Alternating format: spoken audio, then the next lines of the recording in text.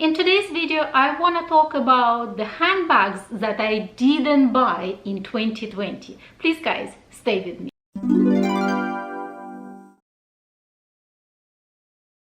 Hi guys, welcome back.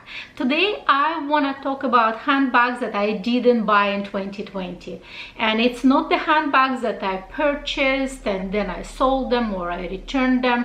It's a handbags that I was truly considering, but I didn't cross that line when I actually purchased those handbags.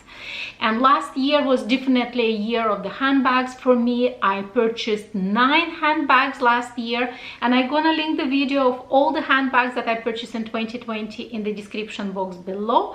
And I sold 5 handbags. So, and once again, I'm gonna link the video in the description box below, all the handbags that I sold in 2020 and why I sold all those handbags. So please check those videos in the description box below. But today I want to talk about handbags that I was really highly considering. I tried them on. I was like literally pulling my credit card, and then, you know, I put my credit card back into my purse. And I will tell you reasoning why I didn't buy those specific handbags, because once again, if I was considering those handbags, it means they were absolutely beautiful, at least for me. And you know, we are all different. Some people like one style, the other people like totally different style, but it was me, and I truly love those handbags. So there is several handbags in total, actually. Yeah, there's a long list, but I'm gonna talk about each handbag individually and the reason why I didn't buy it. The first one, it was LV 1854 collection.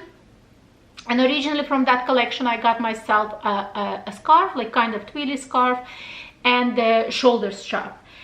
And I was highly considering of getting LV camera bag, kind of like with the black leather and black 1854 logo print. They call it actually the wheel mini handbag. They don't call it camera handbag, they call it the wheel mini handbag. And I truly love that handbag. Obviously I'm gonna put a picture right here. And what I find also, I actually love that print 1854. I think it's absolutely beautiful, but I think when it's in the larger handbags, or when it just by itself a canvas, it's a little bit too much. But in that specific handbag, when there was a leather and that print, it was a beautiful, absolutely perfect. What stopped me from not buying it wasn't actually a canvas, because when I spoke with my SA, they call it denim. It was actually a fabric, and they call it, between SAs and the stuff inside, they call it denim. So they call it denim 1854 collection, and it was truly fabric. So let's say if you're gonna spill something, or you're gonna put oily stain or something on that handbag, that stain stays there forever. And it was something that I didn't want, especially because it looks like it's a dark, because mostly it's a black, but there is lots of white on that handbag. In 1854 there was lots of white, kind of light grayish. It's not really white, like kind of light grayish, and that stopped me from purchasing that specific handbag.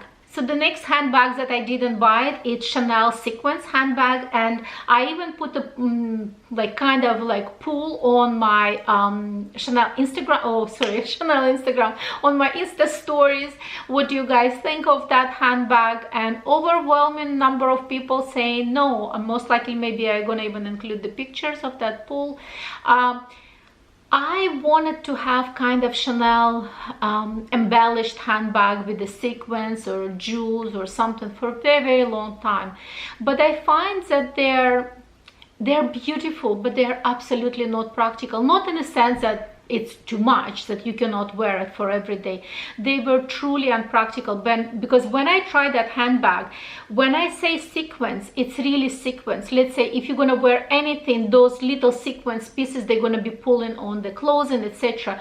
I would say the only safe fabric to wear with that handbag would be denim. and really rough denim. Otherwise, you know, you're gonna get the pulls all over your clothing. I tried that handbag. I took a video in the store. Most likely I'm gonna include that video. I put a poll on my Instagram, but I didn't pull that trigger. I think it's gorgeous, but it's not practical at all, in the sense of, like, I would be afraid of using that handbag. That handbag would be more of sitting on my shelf, like, you know, looking pretty. So the next handbags that I didn't buy, I was considering of buying OnTheGo in epi leather. And the reasons that I want to buy that handbag, because once again, during the COVID time, I want something not flashy. And that handbag is truly, truly absolute discreet if you want to have low-key handbag, low-key luxury, because it has no logo whatsoever. It has a charm that you can remove. It's in a bright, like, fuchsia pink. You can remove it, and then it would be just a black handbag with a tiny LV logo at the corner.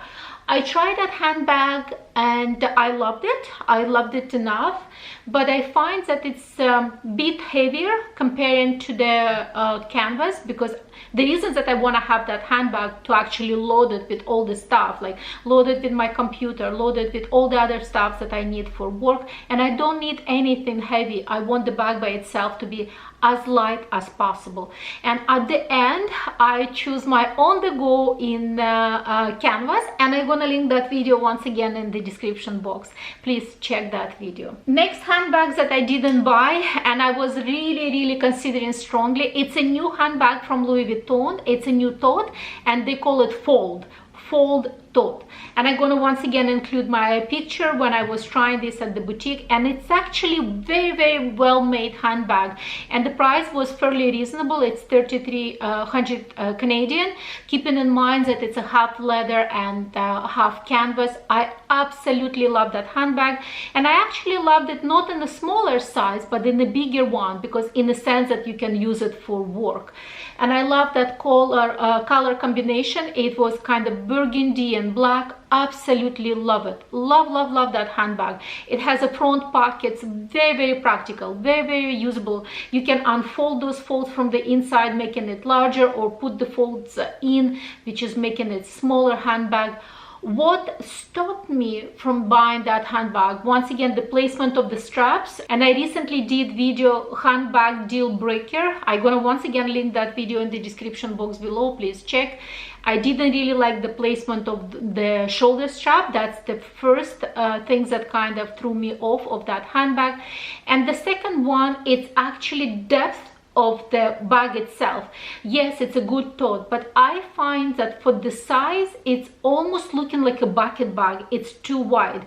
If it would have been at least, I would say, 1.5 inches thinner, you know, in the depth, it would be a perfect handbag. I find it's a little bit too bulky, too thick. So those two things kind of, like, you know, didn't work for me, and I didn't buy that handbag. The next handbags that I didn't buy, once again, I tried on. If I could find that short video when I tried at the Dior boutique, it's Dior Montaigne 30 or 30 Montaigne. I didn't buy that handbag. I really love it, and I tried it in oblique, in burgundy color, and I have my burgundy boots from the Dior. I thought it would be a perfect match together. I love the handbag. I actually do love it, and I was thinking of buying, kind of almost pushing myself to buy, because my SA called me and she said it's going to be a price increase at the Dior, and even that price increase didn't make me to buy that handbag. Something was stopping me from buying that handbag. I don't know, like, if I could ask myself what, then if I would be like completely open with you guys, I think it's actually the price point, because for the canvas bag, I find it's really expensive. It's about 4,400 Canadian, I believe, at that point. It's really expensive handbag. So we are talking about $5,000 with taxes. In Toronto, we have 13% taxes for the canvas handbag. It's a little bit too much. It's a little bit too much for me personally, and also keeping in mind that unfortunately Dior handbags don't really hold their value. The price point, that it doesn't really hold the value. So altogether, I decided to skip on that handbag and didn't buy it. But honestly, I really love the handbag, and if I could find maybe on the pre-loved market with a more reasonable price, I will strongly consider buying that handbag. So the next handbags that I didn't buy, it's actually two handbags, but they are very close in style, and it's from Louis Vuitton, and the category of those handbags, it's a Lock Me.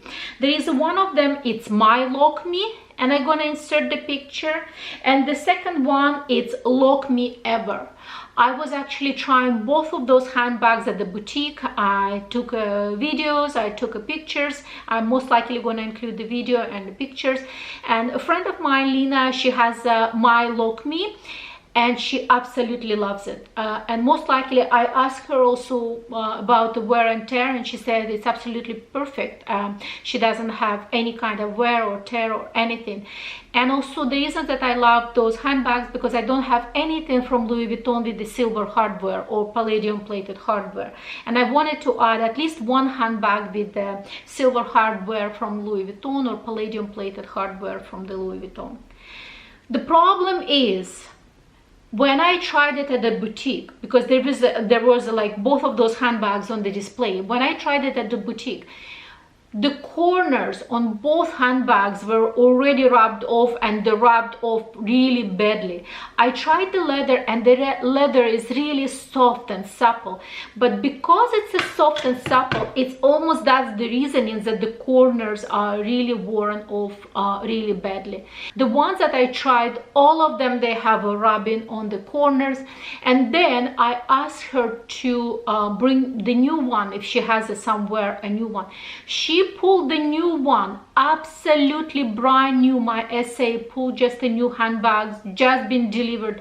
When we took it from the dust bag, the corners were rubbed, and she goes like, oh my gosh, but this is the new, it's literally handbag being made a couple of weeks ago, and the corners were already rubbed off. So I don't know, guys, I really love that handbag, but I don't know, is it some bad quality leathers that happening in that spring, summer, whatever, I don't know.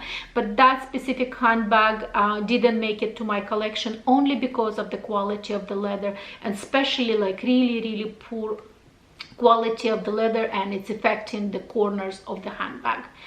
So these handbags that I didn't purchase in year 2020, I was strongly considering all those handbags. I was like, still, even by now, I'm thinking of all those handbags, but and mostly all of those handbags quite expensive, with the exception of 1854 Deauville, mini Deauville handbag. All others, they are like fairly expensive handbags.